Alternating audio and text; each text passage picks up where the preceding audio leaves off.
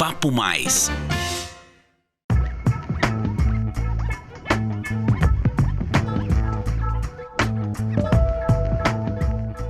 Olá pessoal, sejam bem-vindos ao episódio número 8 do podcast Papo Mais, uma produção CISP, a Central de Informações de São Paulo. Aqui você confere tendências e reflexões sobre economia, mercado, carreira e inovação. Meu nome é Nadine e o episódio de hoje é sobre valores. Por que a escolha do consumidor vai além do financeiro? O comportamento do consumidor mudou muito ao longo do tempo.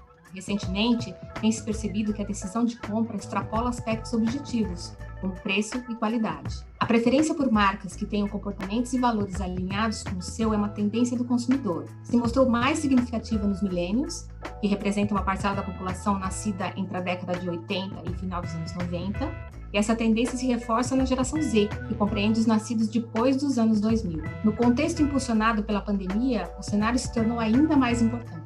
Um estudo realizado pela empresa Deloitte mostrou que, para mais de 74% dos millennials e geração Z, a pandemia aumenta a vontade de causar impacto positivo no mundo. Para discutir esse cenário e as tendências futuras de mercado e consumo, nossa convidada de hoje é Jaqueline Weigel, CEO da W Futurismo e especialista em Foresight. Oi, Jaqueline, muito obrigada por aceitar nosso convite. Olá, Ana, tudo bem? Prazer estar aqui, prazer poder colaborar com essa nova realidade do mercado de consumo. Nós que agradecemos.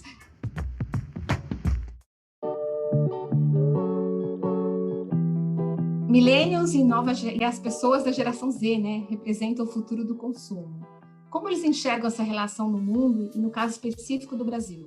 Eu acho que eu sou uma historiadora e sou uma futurista. Eu sou filha de historiador, então eu não consigo olhar um recorte do filme que a gente está vivendo ou assistindo. Eu gosto de fazer linhas progressivas para entender por que as mudanças estão acontecendo. E eu acho que a cada geração a gente vai melhorando a nossa consciência, a gente vai melhorando o mundo que a gente vive, e as gerações millennials e Z são as grandes estrelas de mudança do nosso mundo atual. Então, a cada geração, a demanda vai ficar mais aguçada, a consciência talvez fique um pouco mais refinada, e eles têm mesmo um alto engajamento com as questões sociais que as gerações anteriores talvez deixaram de lado ou não foram atentas o suficiente. Por causa disso, a gente está vivendo o mundo que a gente vive hoje, onde a gente depreda o planeta em torno de consumo, de negócios, de rentabilidade, de produtividade, e eu acho que agora a toada não é mais essa. Eu costumo dizer que a gente vem do Holoceno, que é uma era geolítica, para o Antropoceno, que é esse mundo bagunçado que o homem criou, e a gente está indo para o Ecoceno, que é um mundo em harmonia entre as espécies e com o planeta. Então, hoje, nada que deprede o planeta, machuque o planeta, não seja eticamente sustentável em todos os aspectos, vai ser aceitado por uma comunidade que está cada vez mais ativista. E eu acho que o Millennium e o Z, eles estão capitaneando essa mudança. Eles são a grande força de mudança, mas essa consciência, ela atinge todo mundo. E nos desafios de sustentabilidade globais, que muito pouca gente dá bola, o consumo consciente no ano passado pulou para o terceiro desafio mais importante do planeta. O primeiro era saúde e qualidade de vida, por causa da pandemia. O segundo, caos climático, que voltou para o número 1. E o terceiro, consumo consciente. Isso mostra que a população do planeta está com outras demandas. Então, eu quero comprar coisas que eu preciso, que eu quero, que eu decido, mas essas coisas precisam vir regadas a valores éticos e humanos. Eu sou neo-humanista e eu acredito num mundo onde a gente não enxergue mais pessoas por classe social, geografia, cor, raça, sexo. Isso para mim, no meu dicionário, isso nem existe. Ser humano é ser humano. E ele precisa ser harmonizado com as demais espécies e com o nosso planeta. E não é uma coisa que a gente tem feito. Então, eu acho que quem não está ligado nisso, a essa nova forma de consumo, realmente vai ter problema. E eu vejo que quanto mais jovens as gerações, mais no DNA está o consumo, não de qualquer forma, mas um consumo que esteja engajado com as questões sociais do momento e do futuro. E a gente está falando de escolhas pessoais mesmo, que essas gerações estão engajadas. O caso, eu acredito, um bom exemplo seja o veganismo. Eles impactam a decisão de compra? Essas escolhas pessoais impactam diretamente a decisão de compra e o mercado? Eu acho que sim. Eu sou vegana, por exemplo.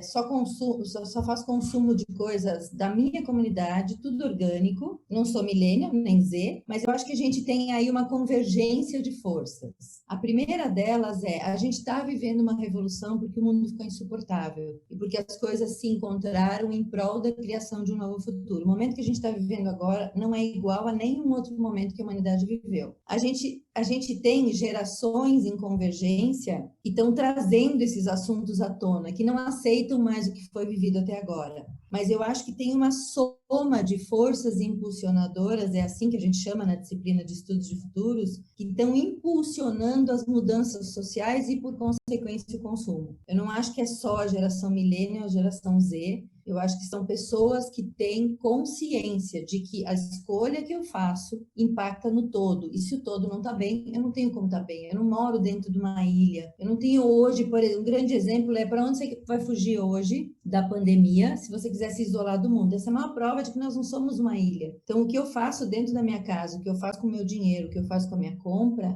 vai impactar uma cadeia inteira. E eu, do outro lado, estou mais exigente. Eu quero receber as coisas em casa, rápido, por um preço justo, não quero mais o menor preço, eu quero que as coisas venham bem, mas eu também quero saber quem embala, como embala, se a pessoa está segura no ambiente de trabalho, se a embalagem é descartável assim, eu já estou num extremo que se não tiver tudo isso, eu não compro. Isso define a minha compra. Então, eu não sou millennial, nem Z.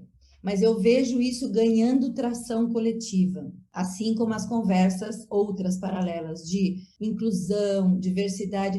Não dá para ser mais como era. Então, agora veio para ficar, não adianta achar que é modinha. E eu vejo que a rede de varejo teve uma linda oportunidade em 2020 de entender a mudança, mas muitos não entenderam e voltaram para o que se chamou de novo normal, que é um novo jeito de colonizar, ou para a ilusão de que tudo voltaria a ser como era antes. E deviam ter se preparado para a segunda onda, terceira onda. Então, eu acho que a gente tem a grande diferença das gerações é que as gerações mais jovens são mais rápidas, mais flexíveis, mais abertas. E as gerações anteriores ainda ficam patinando porque elas estão um pouco cristalizadas. E elas precisam entrar no mundo dos jovens. Eles não vão entrar no mundo da gente. Minha professora é minha sobrinha de 6 anos. Não sou eu a mentora. Emocionalmente, sim. Espiritualmente, talvez sim. Como educadora, talvez sim. Mas o meu liderado é meu líder. O meu aluno é meu professor. Então, as coisas inverteram. E essa coisa de dizer que jovem não tem valor, eu contesto veementemente. Tem sim. Tem muitos valores que as gerações anteriores não preservaram. Então, eles não se comprometem com as coisas que agora não têm mais importância, que é comprar um monte de coisa, que é competir com os outros, que é se dar bem na carreira, se dar bem na vida. Eles não vão compactuar com isso e eles estão certos. Eles têm valores, nós não.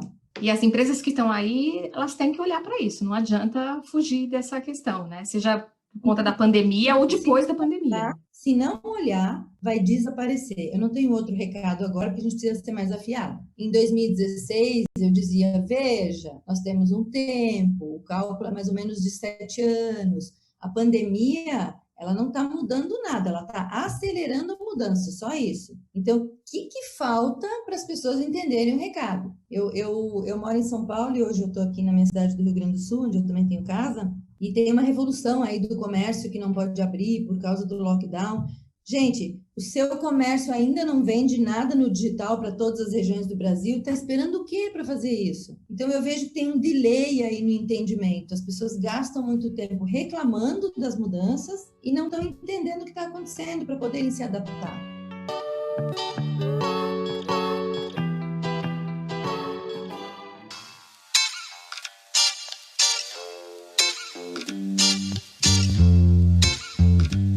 E nesse cenário que a gente está falando, quais tendências de mercado podem ser consideradas mais duradouras a longo prazo? Existe alguma, né? Ou não? Vai tudo mudar? Existe, mas se você me permitir, eu vou trazer um pequeno ensinamento para a nossa conversa de tendência não ficar solta. Primeiro, o futuro não é previsível. Não tem um ser humano no planeta que possa dizer o que vai acontecer. A gente tem sinais de diferentes intensidades que nos mostram que já tem coisas em andamento, que tem coisas que a gente não pode prever, mas que podem acontecer, desde ataque terrorista, até a extinção de um mercado, até uma pandemia, até uma próxima pandemia, não sei.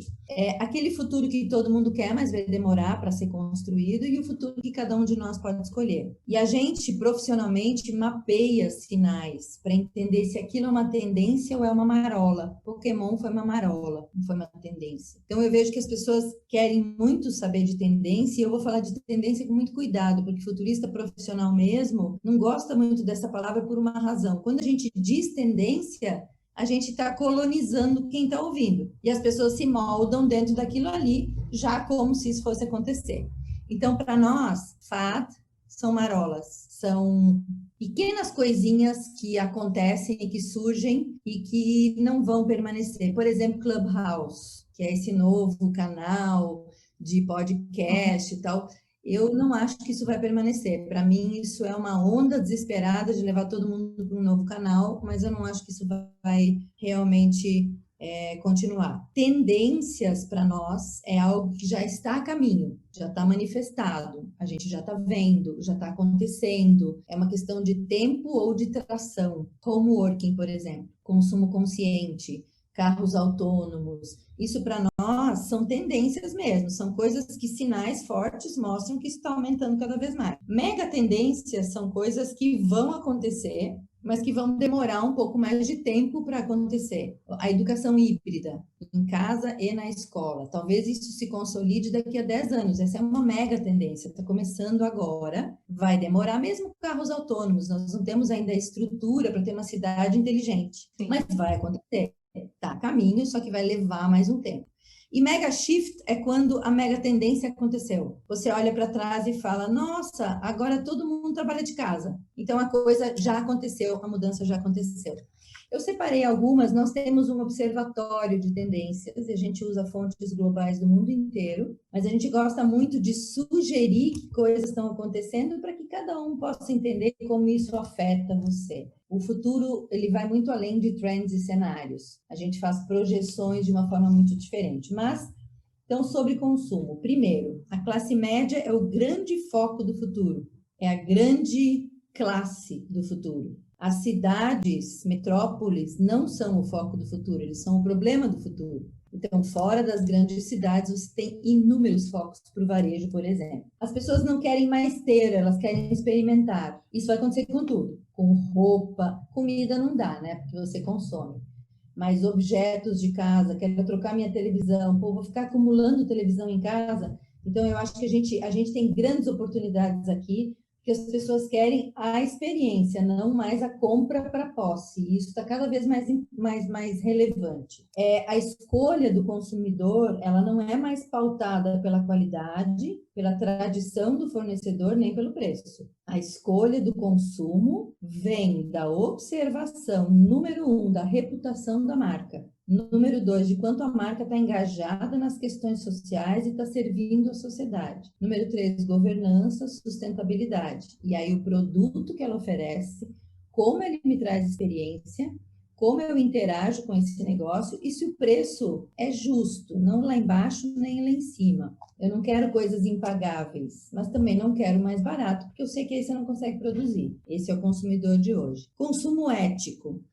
Me irrita profundamente quando eu entro numa loja e o vendedor fica me perseguindo para dizer que por mais R$20 eu posso levar 3 coisas daquela que eu só quero uma. Uhum. Não fica andando atrás de mim, me dizendo que é a promoção do dia.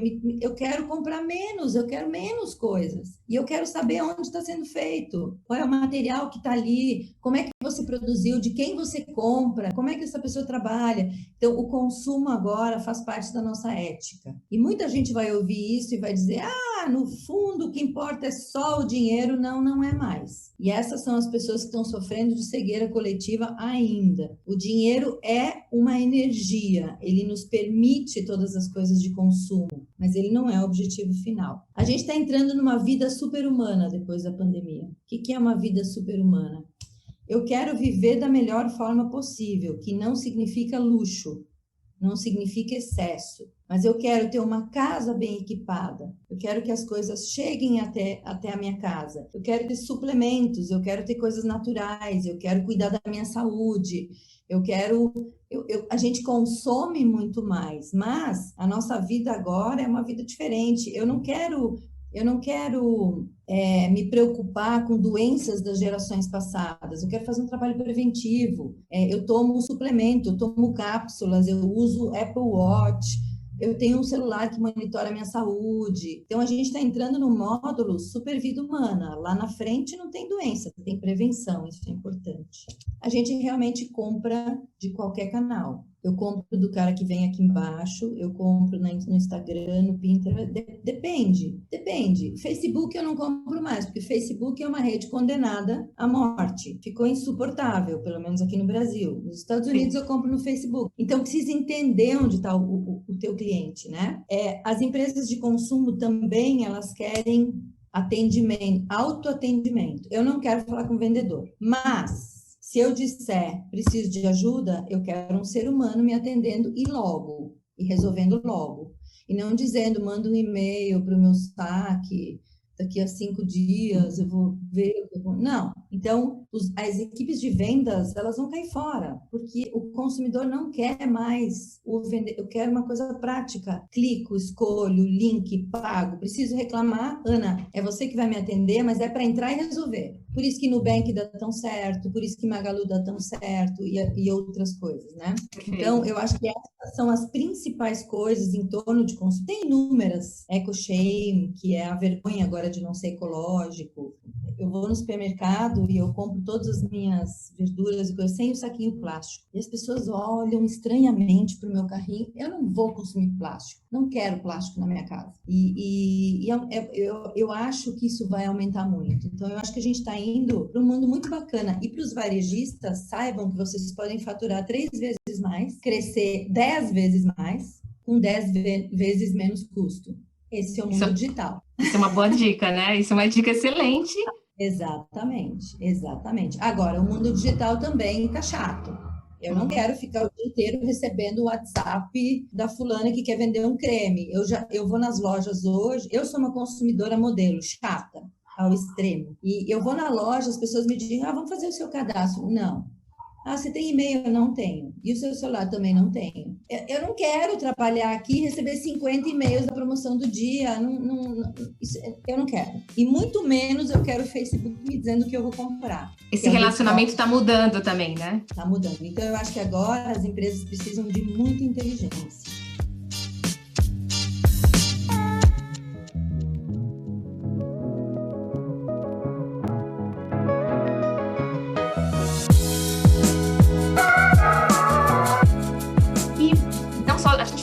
Consumo, enfim, tendência, mas assim, e o mundo do trabalho, né? Para que caminho está seguindo? A gente tem o modelo das startups que estão aí, né, sendo copiados até pelas grandes, mas qual é, né? Qual é esse ângulo produtivo? Qual é esse caminho também para o mundo do trabalho? Eu vou olhar um pouco mais para o longo prazo, mas vou voltar para agora, para a conversa não ficar devaneio, como a gente chama. As startups são um pequeno ecossistema disruptor do mundo, que estão na nossa jornada de futuro, mas eles não são o futuro, eles são o presente sendo disruptado e novos modelos entrando em pauta. E são um ecossistema muito importante, mas em relação ao mercado de trabalho, eu vou fazer uma analogia.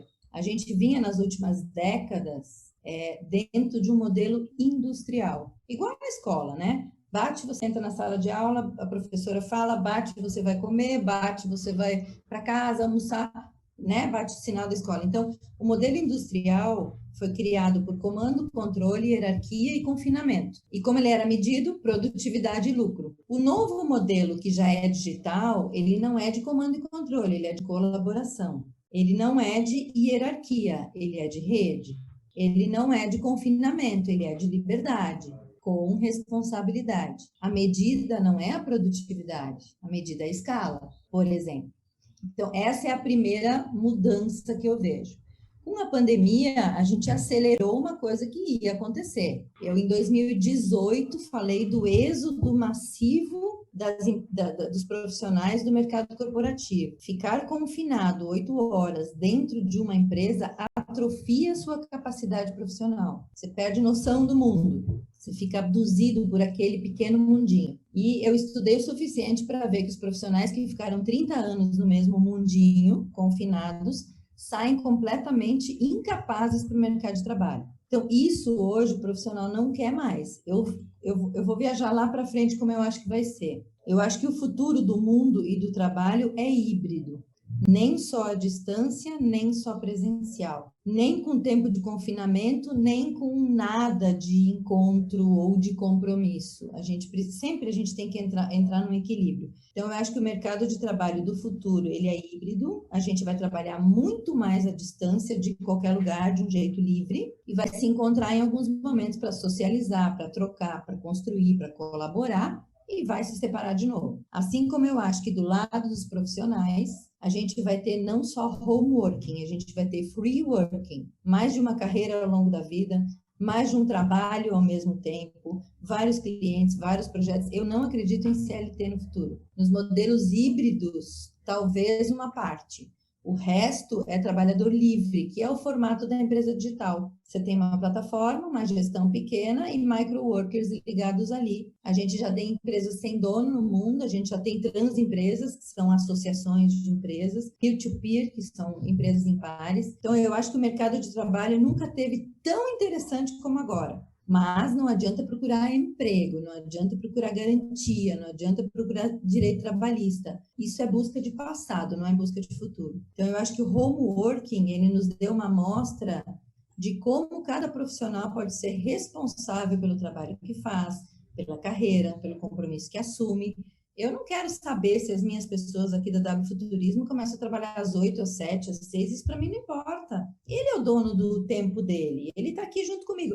Muitas vezes eu não decido, a minha equipe decide. Então, tem uma diferença cultural. E eu acho que as empresas hoje também têm uma linda oportunidade de ter um negócio enxuto, que escale e impacte muito. E um rodízio de pessoas muito saudável. Não precisa mais ficar se preocupando com retenção de talento, atração de talento, plano de carreira. Coisa chata. Próprios RHs precisam se ressignificar. Só que aí você encontra empresas que se aproveitam de uma massa totalmente frágil, que quer garantia. Então, eu te ofereço garantia, em troca disso, eu sou dona do teu tempo, inclusive no final de semana.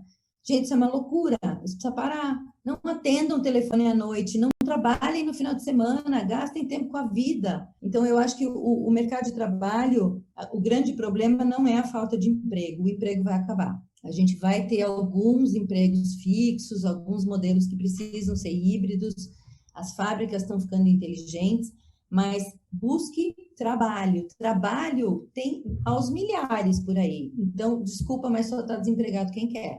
E quem não tem criatividade para criar alguma coisa e arrumar trabalho. As pessoas querem emprego, não um trabalho. E as empresas querem controlar e comprar o passe do profissional. No more. O profissional inteligente não vende o passe. E ele vai embora quando ele quiser. Você vê o Brasil preparado, as empresas preparadas para esse novo modo de trabalhar, ou a tendência vai vir de fora para dentro, né? Vão ser as empresas, as grandes empresas que têm operações. Não, vou te dizer uma coisa, existem países, eu trabalho muito com a Europa, eu trabalho muito com a Suíça, por exemplo. A Suíça é zero empreendedora. As pessoas são treinadas para isso que eu acabei de falar. Eles não têm iniciativas empreendedoras, é a cultura deles, eu não estou julgando certo ou errado.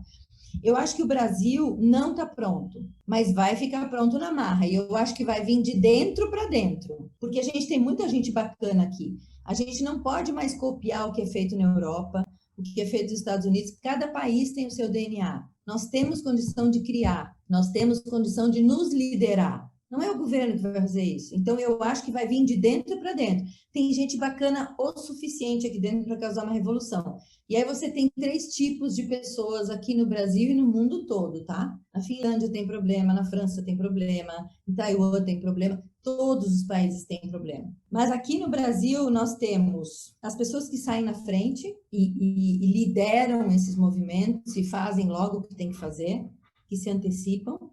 As que estão ali no meio da bagunça, não sabem direito o que vai acontecer, mas estão indo junto com o fluxo, e aquelas que puxam para trás. as resistentes de coisas novas, que não tem outro destino a não ser afundar. Todo peso morto cai do barco, mais cedo ou mais tarde. Eu faço 20 anos de gestão de mudança estratégica. Então, resistir, puxar para trás, você está perdendo o seu tempo, está gastando o tempo dos outros, você vai acabar fora do barco. Porque o barco vai andar para algum lugar com ou sem você. Então, a gente tem o livre-arbítrio para poder escolher o que a gente quer fazer. Mas eu acho que aqui no Brasil a gente tem reclamão demais. Se as pessoas gastassem essa energia que elas gastam reclamar do status quo não muda nada. Só enche o ouvido de quem está ouvindo e gasta sua energia de vida. Então fala menos e vai lá e muda o que você acha que precisa ser mudado, né? Nós somos empreendedores, mas não inovadores, e nós ainda não entendemos que o Brasil é nosso, os protagonistas são os brasileiros, não são os americanos. Eu me irrito um pouco, inclusive, com essa inovação enlatada que a gente copiou dos Estados Unidos e a gente é piada mundo afora. O brasileiro que fica imitando o Vale do Silício, que só tem aquele modelinho ali para copiar. Gente, por favor, o brasileiro é muito capaz. A gente só ainda não entendeu que a gente é tão capaz assim. Então, vamos à obra.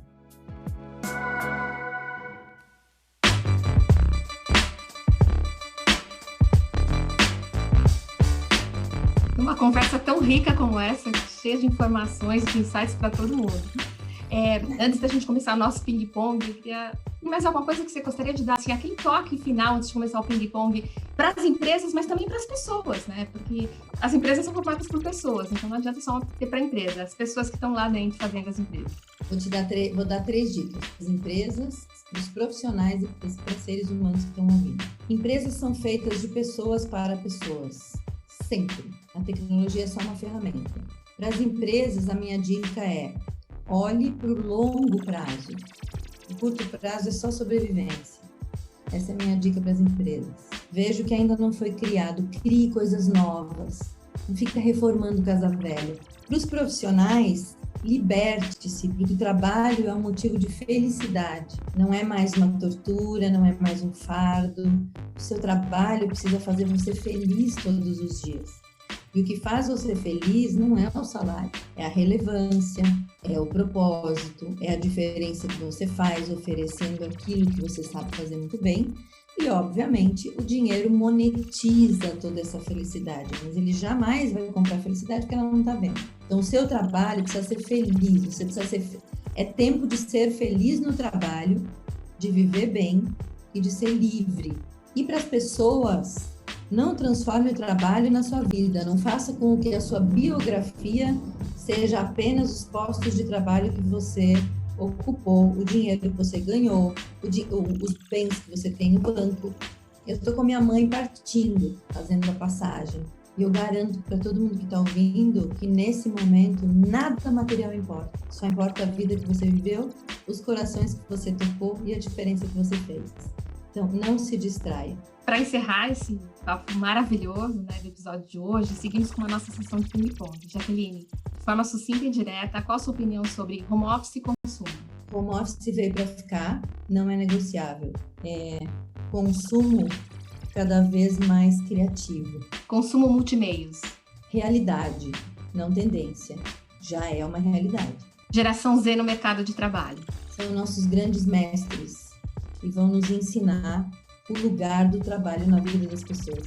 Obrigada, Jaqueline. Nossa participação fantástica. Agradeço muito sua atenção. De nada, gente. Foi um prazer enorme. E, por fim, eu queria só dizer, não tenham medo do futuro. Acreditem no futuro, que a única coisa que vai fazer a gente sair desse momento tão difícil de mundo é ter esperança de que um dia tudo isso tenha valido para uma coisa muito grandiosa e muito melhor. Obrigada, excelente. Encerramos assim mais um episódio do podcast Papo Mais. Se você curtiu, inscreva-se no nosso canal ou siga o nosso perfil no Spotify para acompanhar os próximos episódios. Você também está convidado a enviar sugestões, dúvidas e perguntas para o e-mail relacionamento@cisp.com.br. Agradecemos sua atenção e companhia. Até a próxima.